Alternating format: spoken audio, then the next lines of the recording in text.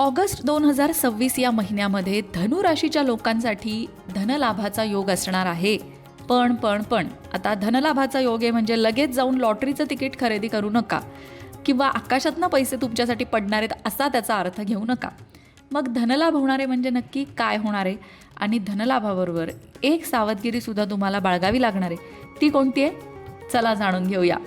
मित्रांनो, तसं तर ऑगस्ट महिना धनु राशीच्या लोकांसाठी सकारात्मक असणार आहे, अनेक बाबतीत प्रगतिकारक असणार आहे. ग्रहांच्या स्थितीवरून तरी तुमचे या महिन्यातले प्रयत्न सफल होताना दिसणार आहेत.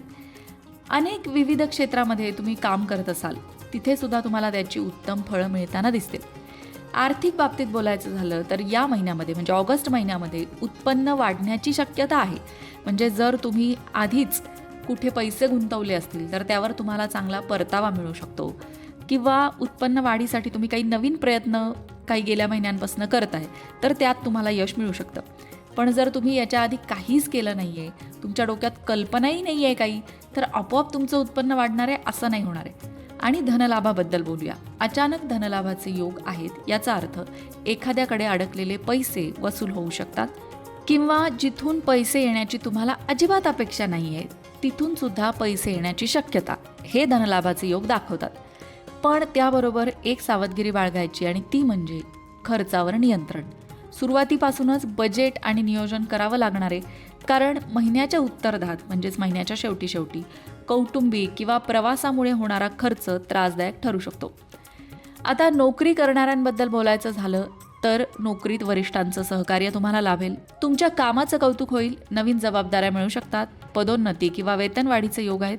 नोकरी बदलण्याचा विचार करत असाल तर हा महिना नक्कीच अनुकूल आहे.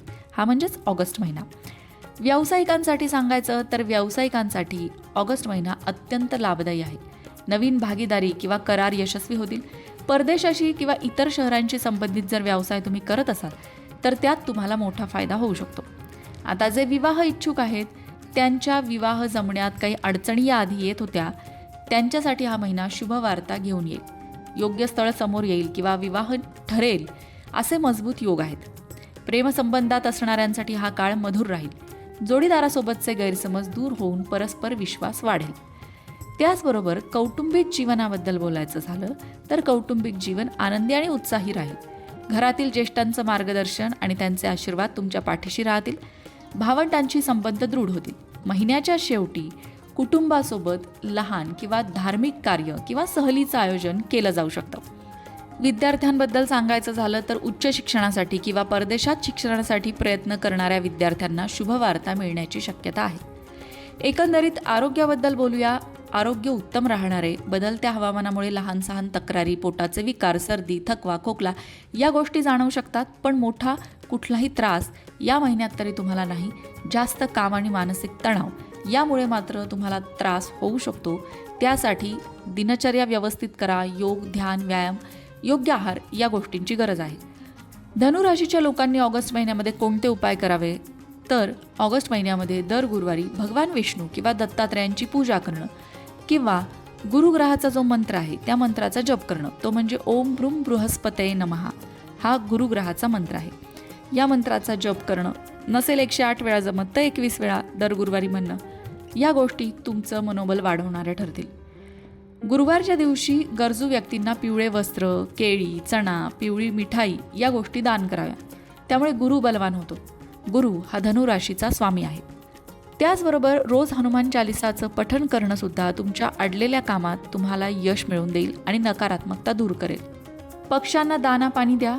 तुमच्या गॅलरीमध्ये किंवा अंगणामध्ये पक्ष्यांसाठी दाना आणि पाण्याची सोय करा. त्यामुळे तुम्हाला मानसिक शांतीचा लाभ होईल. आता हे सगळे उपाय करायचे आहेत का? मुळीच नाही. तेवढा वेळच कुणाकडे नाही आहे. यातला कुठलाही एक उपाय श्रद्धा भक्तीने केला तरी मानसिक शांतता लाभते.